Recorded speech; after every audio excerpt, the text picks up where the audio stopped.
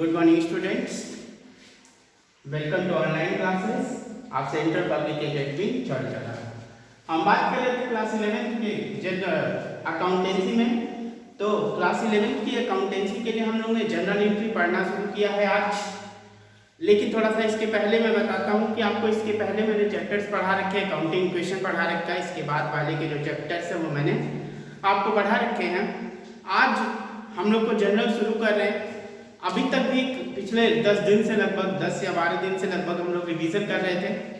Revision ये complete हो चुका है और फिर भी अगर रिवीजन में कोई दिक्कत होती है पीछे तो आप डाउट पूछ सकते हैं। लेकिन आज हम लोग को ये जनरल शुरू करना है और जनरल स्टार्ट करके ही जनरल को करना है, जिसमें मैं बता दूं लगभग इसमें 10 to 15 लेक्चर्स लगने वाले हैं। 15 लेक्चर से 15 लेक्चर्स इसमें लगेगा और उस 15 लेक्चर के बाद आप जो है क्वेश्चन इसको पूरा कंप्लीट कर पाएंगे। और हम लोग एनसीईआरटी और डीके गोयल सर की बुक को फॉलो करेंगे और एनसीईआरटी और डीके गोयल सर की बुक से हम लोग इसको पढ़ेंगे। ये है हमारे लिए। लेकिन इसमें क्या है, अभी हम लोग न्यूमेरिकल तुरंत तो नहीं शुरू कर सकते, लेकिन इसके कुछ बेसिक्स को हम बात करते हैं। सबसे पहले मैं इसमें बात करूँ पहले जनरल की नहीं, इसके बेसिक। जनरल होता क्या चीज है ये समझेंगे। जनरल होता है प्रिंसिपल, जिसको हम जनरल बोलते हैं। क्या चीज? प्रिंसिपल। क्या होता है? प्रिंसिपल, जिसको हम बोलते हैं। ये देखिए आपके लिए सीए फाउंडेशन, जो सीए फाउंडेशन यहाँ से इसकी शुरुआत होती है। सीए फाउंडेशन का इसके पहले की शुरुआतें होती हैं, लेकिन क्वेश्चंस वहां से नहीं, यहाँ से ज्यादा बनना शुरू हो जाते हैं सीए फाउंडेशन के लिए। तो हम लोग इसको बेसिक सीए फाउंडेशन ही एक तरह से पढ़ रहे हैं। यहाँ पे ध्यान देंगे, जो जनरल होता है वो प्रिंसिपल बुक होता है, ठीक है। अगर जनरल हमारा प्रिंसिपल बुक होता है और हम जानते हैं कि इसके पहले हम लोगों ने पढ़ा है कि सबसे पहले इवेंट होता है कोई, हम यहाँ से पढ़ा है आपको इवेंट होता है। इस इवेंट के बाद आपका ट्रांजैक्शन होता है। इवेंट के बाद फिर आप क्या करते हैं? रिकॉर्ड करते हैं, रिकॉर्डिंग।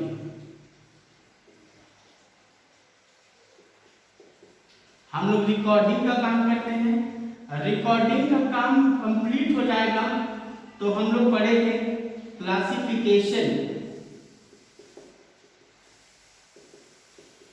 क्लासिफिकेशन का काम हम लोग करते हैं। फिर इस क्लासिफिकेशन का वर्क कंप्लीट हो जाने के बाद जो हम लोग पढ़ते हैं उसको हम लोग पढ़ते हैं समराइजेशन।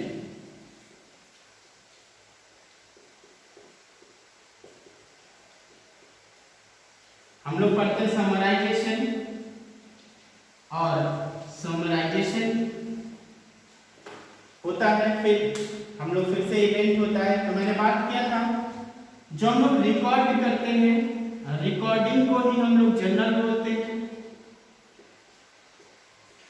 अब मैं आपको बताऊं, जो रिकॉर्डिंग की जाती है इवेंट का, ट्रांजैक्शंस का, वो रिकॉर्डिंग जनरल में ही किया जाता है। इसीलिए जनरल को हम लोग प्रिंसिपल बुक बोलते हैं और इसी को ओरिजिनल बुक ऑफ अकाउंट्स बोलते हैं। इसी को हम लोग ओरिजिनल बुक्स ऑफ अकाउंट्स बोला जाता है। बुक्स ऑफ अकाउंट्स बोला जाता है। आप देखिए जब कभी भी आपके सामने ऑब्जेक्टिव क्वेश्चन बनेंगे फाउंडेशन के लिए, मान लीजिए आगे किसी एग्जामिनेशन में आप बैठते हैं जहां पे अकाउंटेंसी से रिलेटेड आपको क्वेश्चंस बनेगा ऑब्जेक्टिव, तो उस ऑब्जेक्टिव क्वेश्चन में आपके लिए यहाँ फायदेमंद होगा। क्वेश्चन आपको पूछ देता है कि original books of the accounts dash दे देगा और आपको 4 ऑप्शन देगा, बोलेगा कौन सा फिल करना है इसमें। तो जनरल जो होगा उसको फिल करेंगे, क्योंकि जो जनरल होता है ओरिजिनल बुक ऑफ अकाउंट होता है। तो प्रिंसिपल बुक भी उसको कहते हैं, ओरिजिनल बुक ऑफ अकाउंट भी बोलते हैं। ये दोनों चीजें आप नोट करते रहिएगा, ये सारी चीजें आपको नोट्स में होगा। हमने कहा सबसे पहला काम हम जनरल का करते हैं, जो रिकॉर्डिंग का काम करते हैं। फिर जो हम क्लासिफाई करने का काम करते हैं इसको हम लोग लेजर का नाम देते हैं। क्या नाम देते हैं? लेजर। हम लोग इसका नाम लेजर देते हैं, मतलब लेजर में हम लोग क्लासिफिकेशन कर पाते हैं। फिर जो समराइजेशन होता है, समराइजेशन में क्या क्या बनता है मैं बताऊं आपको। ट्रायल बैलेंस बनता है,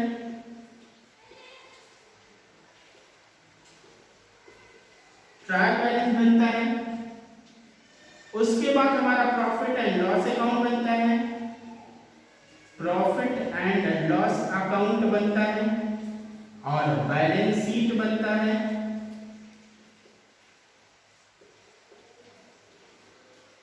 और एक और बनता है कैश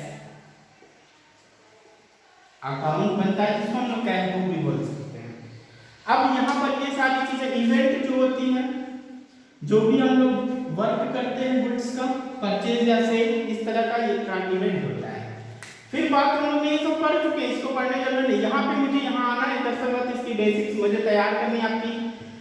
तो हमने कहा कि जो ये जनरल है चैप्टर है, मैंने आज भी बताया कि आज चैप्टर वही शुरू करने जा रहे हैं। फिर ये पढ़ेंगे, फिर हम लोग लेजर पढ़ेंगे, फिर उसके बाद हम लोग ट्रायल बैलेंस पढ़ेंगे, फिर उसके बाद में बहुत सारे चैप्टर्स पढ़ेंगे जो हेल्पफुल होगा। उसके बाद हम लोग profit and loss balance sheet, जिसको फाइनल अकाउंट के नाम से हम लोग जानते हैं, वो पढ़ाई करेंगे। तो हम लोग को यहाँ पे ओरिजिनल बुक बतानी है, जर्नल एंट्री पढ़नी है। तो जो प्रिंसिपल बुक है, इसीलिए प्रिंसिपल बुक बोलते हैं, इसीलिए इसको बनाना पड़ा, क्योंकि जो हम लोग फर्स्ट रिकॉर्डिंग करते हैं ना, वो जनरल में करते हैं, इसीलिए उसको हम लोग क्या बोलते हैं, ओरिजिनल बुक ऑफ अकाउंट्स बोला जाता है। इसका कोई जरूरत नहीं है, तो आप पहले बना सकते हैं। फिर हमने कहा ओरिजिनल बुक्स ऑफ अकाउंट्स कहते हैं, कैसे इसकी करते हैं, इसके अंदर एंट्री। तो जनरल का मतलब समझ में आया, यानी बेसिक ट्रांजैक्शन, यानी प्राइमरी स्टेटमेंट ट्रांजैक्शन और recorded at the primary stage called the general, in the general. तो हम लोग जनरल को क्या बोलते हैं, बुक्स ऑफ अकाउंट्स होता है, जहां पर हम ट्रांजैक्शन को पहली बार रिकॉर्ड करते हैं, उसी को जनरल बोलते हैं। बात समझ में आ गई। फिर बात ये आती है, जनरल में जो रिकॉर्ड करते हैं, उसको रिकॉर्ड करने के कुछ रूल्स होंगे। जैसे आप चैप्टर पढ़ते हैं अलजेब्रा, तो अलजेब्रा जब पढ़ते थे तो उसके कुछ फार्मूले पढ़ते थे, तब ना क्वेश्चन कर पाते थे। ऐसे इसके भी कुछ फार्मूले हैं, कुछ फार्मूला है, उस फार्मूले के बेसिस पर ही हम उसको रिकॉर्ड करते हैं। तो एक हमारे पास फार्मूला ये है, हमारे पास दो होता है, एक मॉडर्न अप्रोच है और एक ट्रेडिशनल अप्रोच है। तो देखेंगे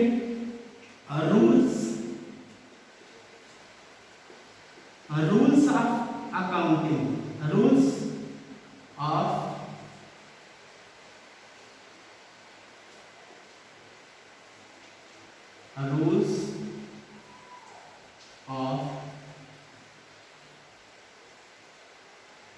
rules for recording of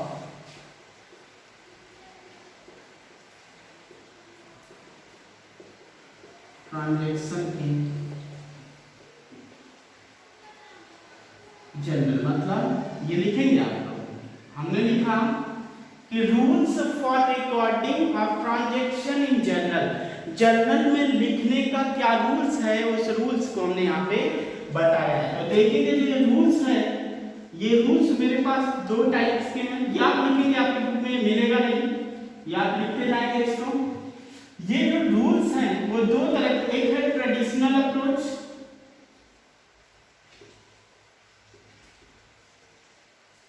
traditional approach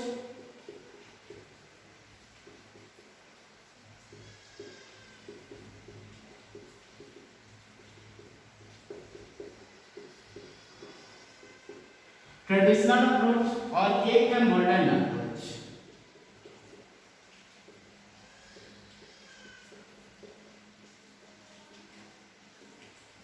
अब हम बात करें थोड़ा सा कि ट्रेडिशनल अप्रोच का मतलब होता है जो पहले से परंपराएं चलती आ रही हैं, उसी को ट्रेडिशनल अप्रोच बोलते हैं।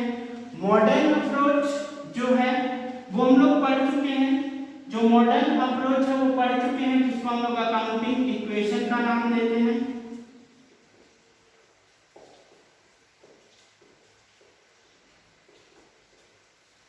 जिसको हम अकाउंटिंग इक्वेशन का नाम देते हैं। ट्रेडिशनल अप्रोच जो होता है, यही हम लोग को पढ़ना है, स्टडी करना है, इसी के बेसिस पे हम लोग को क्या करना है, पढ़ना है। आप कहने से मॉडर्न अप्रोच लगा के क्यों नहीं पढ़ पाते? हम लोग मॉडर्न अप्रोच, हम लोग के बुक में, हम लोग के एनसीईआरटी जो बुक है वो नहीं कहता, तो उसने एक चैप्टर दिया है मॉडर्न अप्रोच का, अकाउंटिंग इक्वेशन, जो हम लोग पढ़ चुके हैं। अब जो ट्रेडिशनल अप्रोच है, इस ट्रेडिशनल अप्रोच के बेसिस पर ही हम लोग को इस चैप्टर में पढ़ना है।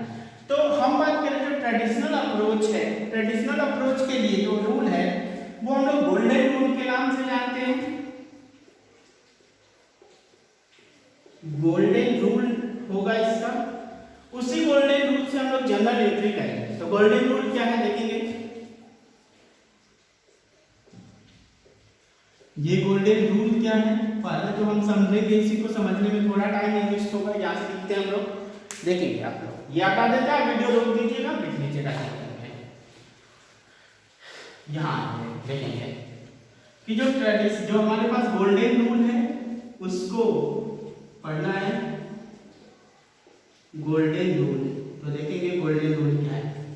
तो जो गोल्डन रूल है, गोल्डन रूल में हमारे पास 3 अकाउंट होते हैं। There are the 3 types of the account. First, personal account. आप इसको लिखते जाइए, मैं अभी इसको लिखवाऊंगा, अभी समझाऊंगा भी। पर्सनल अकाउंट, पर्सनल अकाउंट में रूल होता है डेबिट,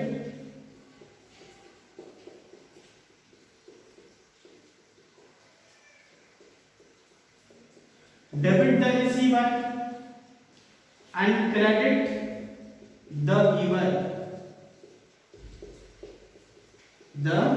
गिवर, दूसरा होता है रियल अकाउंट,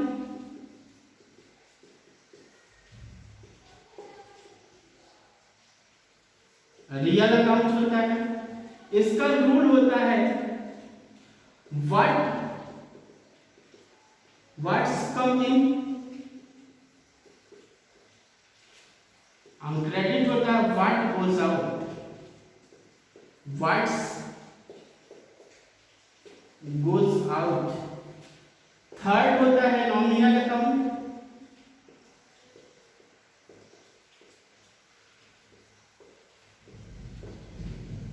नॉमिनल अकाउंट का रूल होता है डेबिट और लॉसेस एंड एक्सपेंसेस, क्रेडिट और इनकम एंड गेन। समझ में आ गया? समझ में नहीं आया होगा, आपने लिख लिया होगा। ये देखिए, आप लिखेंगे इसको, फिर होगा क्या, आप समझना क्या क्या पर्सनल अकाउंट, क्या रियल, क्या ये सब लिख दिए। कुछ तो समझ में नहीं आ रहा है, समझ में आएगा। मैं बारी बारी से अब आपको एक्सप्लेन करूंगा क्या पर्सनल अकाउंट है, ठीक है ना। अब मैं यहाँ पर तो एक्सप्लेन करूंगा आपको पर्सनल अकाउंट के बारे में, बताऊंगा कि पर्सनल अकाउंट क्या होता है, ठीक है ना।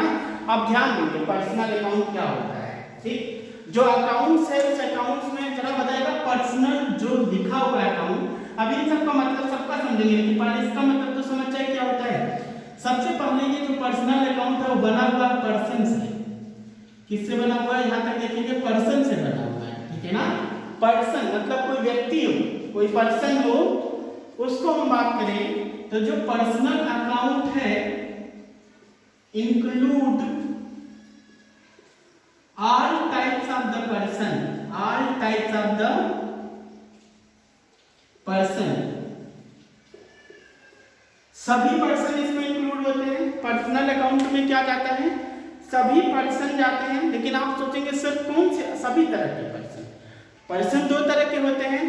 आप जरा बीएसटी का, बिजनेस स्टडी का चैप्टर 2 देखिएगा, बिजनेस स्टडी के चैप्टर 2 के वीडियो देखिएगा, जहां पे मैं आपको पढ़ाया हूं कॉर्पोरेटिव, जहां आपको मैं पढ़ाया हूं कंपनीज के बारे में, कॉर्पोरेट के बारे में पढ़ाया हूं, कॉर्पोरेशन पढ़ाया हूं आपको।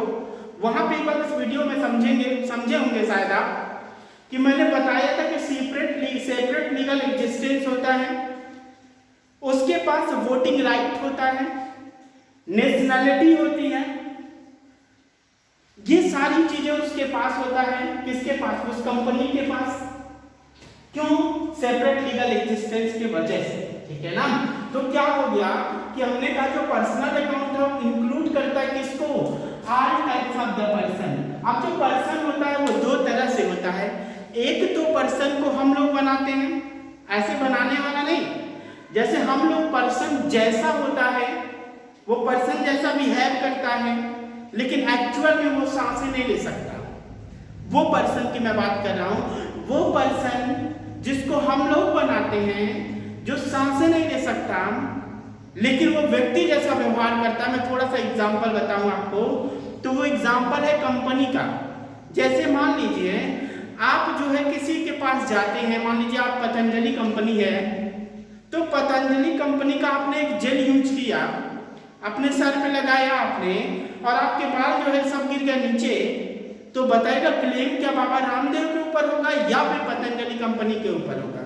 तो क्लेम तो कंपनी के ऊपर होगा। मुकदमा कौन लड़ेगा? कंपनी लड़ेगी।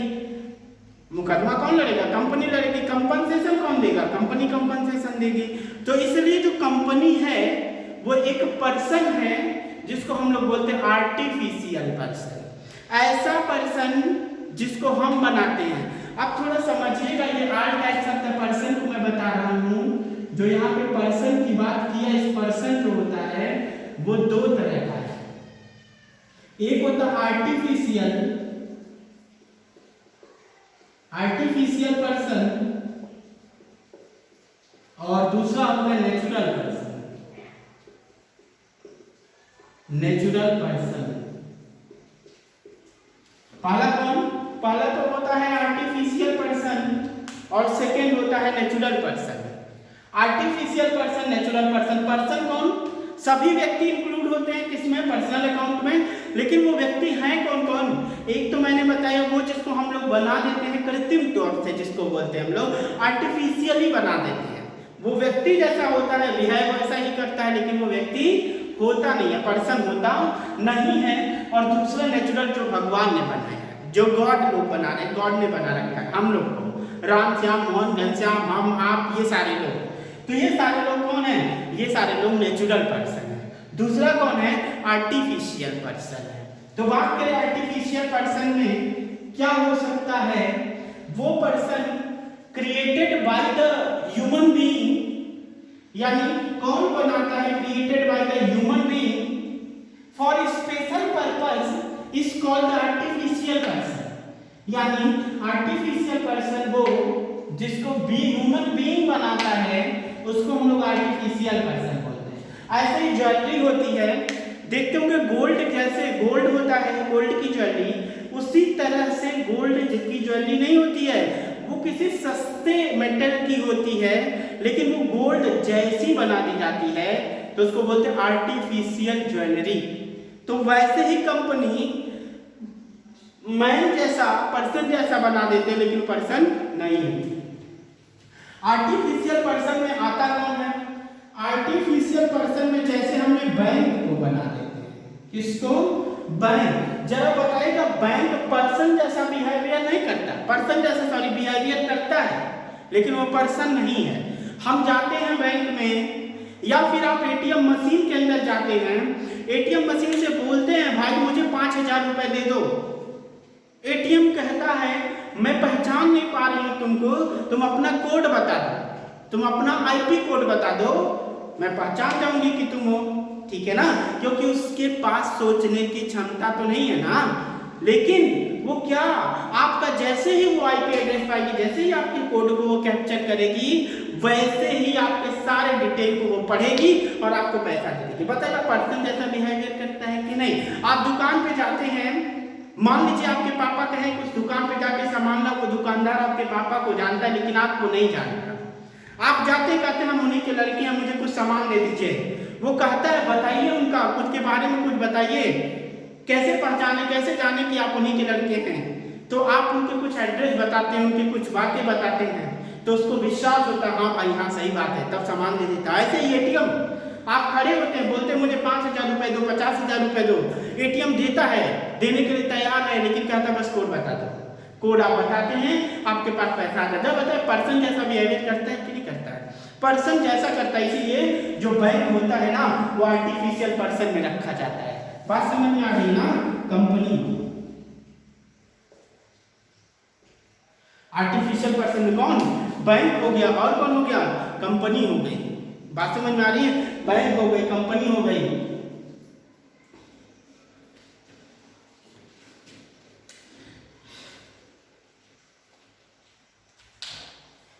कंपनी हो गई, बैंक हो गए, और जो भी चीजें और सारी चीजें अब एक होता है यहाँ पे आर्टिफिशियल पर्सन में ही हम लोग इसको बोल सकते हैं, एक और होता है representative personal account, REPRESENTATIV, representative personal, भूल गए इसको लिखना, अकाउंट, ये होता है। एक होता है आर्टिफिशियल पर्सनल अकाउंट, दूसरा होता है रिप्रेजेंटेटिव। आर्टिफिशियल का मतलब समझ में आ रहा होगा, बैंक हो गया, कोऑपरेटिव सोसाइटी हो गई, ये सारे आर्टिफिशियल पर्सन हैं। दूसरा रिप्रेजेंटेटिव का मतलब जो किसी व्यक्ति को रिप्रेजेंट करता हो, जो किसी पर्सन को रिप्रेजेंट करता हो, उसको हम लोग रिप्रेजेंटेटिव पर्सनल अकाउंट के नाम से जानते हैं। जैसे मैं बताऊं, आपने क्या किया, बिजनेस में आपने पैसा लगाया, या फिर ऐसे छोड़ दीजिए, आपके घर पे कोई वर्क किया, काम किया। मैंने आपको डिफिनेशन बताया है आउटस्टैंडिंग एक्सपेंस का। मैंने कहा आपके घर पे कोई काम कर दिया है, लेकिन आपने अभी उसके वेजेज का पेमेंट नहीं किया है। आपके घर पे कोई काम कर दिया है, लेकिन आपने अभी उसके वेजेज का पेमेंट नहीं किया है, तो उसको आउटस्टैंडिंग वेजेज बोलते हैं। आउटस्टैंडिंग वेजेज का मतलब क्या, work done but payment was not made is called the outstanding expense. काम हो गया है लेकिन पैसा नहीं दिया। आप एक जरा बात बताइएगा, मेरा बुक्स ऑफ अकाउंट्स है, ये मेरा जो बुक्स ऑफ अकाउंट्स है, इस बुक्स ऑफ अकाउंट्स में कोई काम कर दिया है, कितने का, मान लीजिए कोई राम है, वो 5,000 रुपए का काम किया है, लेकिन अभी हम उसको सैलरी का पेमेंट नहीं किए हैं, तो अपने बुक्स ऑफ अकाउंट्स में लिख लिए हैं कि नहीं? तो अपने बुक्स ऑफ अकाउंट्स में लिख लिए हैं, तो ये क्या होगा, इसको बोलेंगे आउटस्टैंडिंग एक्सपेंस या आउटस्टैंडिंग सैलरी होगी कि नहीं? आउटस्टैंडिंग सैलरी का मतलब वो जो काम कर दिया है लेकिन अभी हमने पैसे का पेमेंट नहीं किया। आप बताइएगा, जो ये आउटस्टैंडिंग एक्सपेंस है वो राम को रिप्रेजेंट कर रहा है कि नहीं कर रहा है? आउटस्टैंडिंग एक्सपेंस राम को रिप्रेजेंट कर रहा है। क्यों? क्योंकि राम ने ही काम किया और अपने पैसे का पेमेंट नहीं किया है। तो जो रिप्रेजेंटेटिव पर्सनल अकाउंट होगा उसमें क्या आएगा, ऐसे खर्चे जो किसी व्यक्ति के नाम को रिप्रेजेंट करता है उसको हम लोग रिप्रेजेंटेटिव पर्सनल अकाउंट के नाम से जानते हैं। तो उसमें क्या क्या आ जाएगा, जैसे आउटस्टैंडिंग एक्सपेंस, कोई भी आउटस्टैंडिंग एक्सपेंस आएगा वो चीजें हम लोग यहां नोट कर देंगे। प्रीपेड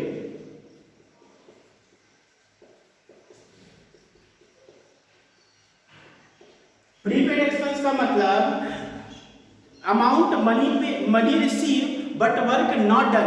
हमने काम नहीं किया लेकिन पैसा मिल गया, तो बताएगा एडवांस में मिल गया ना, तो हम अपने बुक्स में लिखे और बार बार याद करके अच्छा उस व्यक्ति से पैसा लिया, अभी काम नहीं किया, पैसा लिया, काम नहीं किया।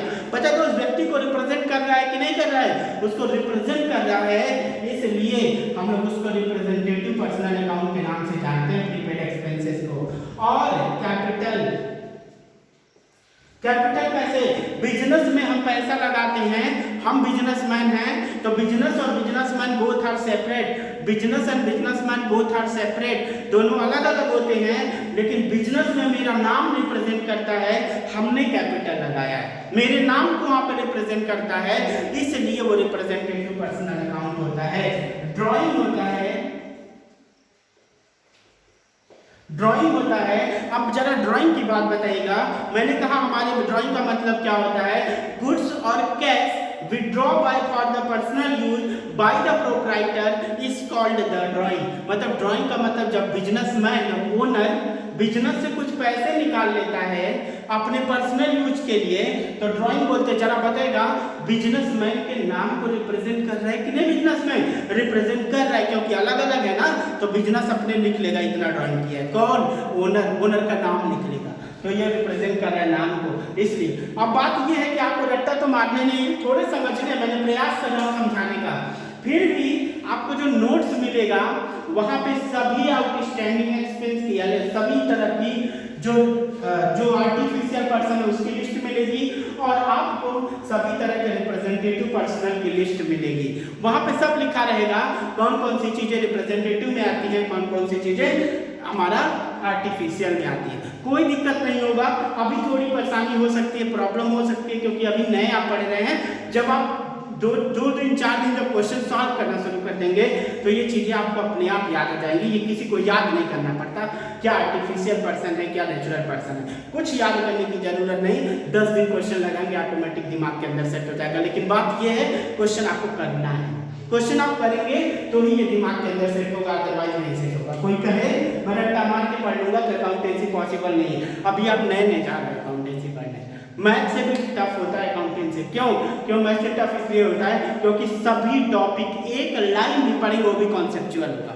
मैथ में तो लगा दिया ट्रिग्नोमेट्री का एक फार्मूला सेट है कि ये फार्मूला रख दिया इसका आंसर आ गया, लेकिन यहाँ क्या अपनी खुद की अंडरस्टैंडिंग बनानी पड़ेगी, मुझे सोचना पड़ेगा कि यहाँ पे कैसे रूल लगाऊं, अपनी खुद से क्वेश्चन को कैसे करूं, ये सब चीजें सोचनी पड़ती है। इसलिए थोड़ा अकाउंटेंसी टफ पड़ जाएगा आपके लिए, पड़ता है थोड़ा हो सकता है, लेकिन जो भी चुनौती होती है उसको एक्सेप्ट करना चाहिए, एक्सेप्ट करके आगे बढ़ेंगे। फिर हम लोग ने कहा कि जो आर्टिफिशियल पर्सन है बैंक और कंपनी के रिप्रेजेंटेटिव पर्सन क्या है, आउटस्टैंडिंग प्रीपेड कैपिटल ड्राइव। कैसे मैंने समझाया थोड़ा किसी के नाम को अगर रिप्रेजेंट करता है तो वो रिप्रेजेंटेटिव हो गया। और नेचुरल पर्सन के बारे में तो आप लोग जानते हैं, राम, श्याम, मोहन, सोहन, ABC, ये सारे जितने भी नाम हैं जो नेचुरल पर्सन है, जो नाम है वो सारी चीजें कौन है, नेचुरल पर्सन। मुझे जरा बताइएगा पर्सनल अकाउंट के बारे में थोड़ा बहुत समझ में आया कि नहीं आया होगा ना, कि all types of the person are included in the personal account, all types of the person is included in the personal account is and personal account are two type person are two types, artificial person and natural person. Artificial person का मतलब होता है क्या चीज, ऐसे person जिसको हम लोग बनाते हैं, और रिप्रेजेंटेटिव जो किसी के नाम को रिप्रेजेंट करता है, नाम को। जैसे मैं बताऊं कैसे, एक और एग्जांपल, आपके फीस मान लीजिए सबमिट नहीं है, आपका फीस क्या है, सबमिट नहीं है, स्कूल के ऑफिस में आपकी फीस बकाया है, वो आप वहां पे फीस काउंटर पे आपके नाम को रिप्रेजेंट करेगा, जो आपकी फीस रिमेनिंग फीस होगी, आउटस्टैंडिंग फीस जिसको हम बात कर सकते हैं। तो जो फीस बची हुई है उसको हम लोग क्या बोल सकते हैं, रिप्रेजेंटेटिव पर्सन, क्योंकि आपके पर्सन है लेकिन आपके नाम को रिप्रेजेंट करता है। लेकिन अगर आपके नाम लिख दिया जाए, आपका नाम हो, बताया जाएगा कि बकाया फीस में आपका नाम रिप्रेजेंट करेगा रिप्रेजेंटेटिव पर्सनल अकाउंट, लेकिन आप बोला जाएगा श्याम का फीस बाकी है तो पर्सनल अकाउंट में। बात समझ में आ गई।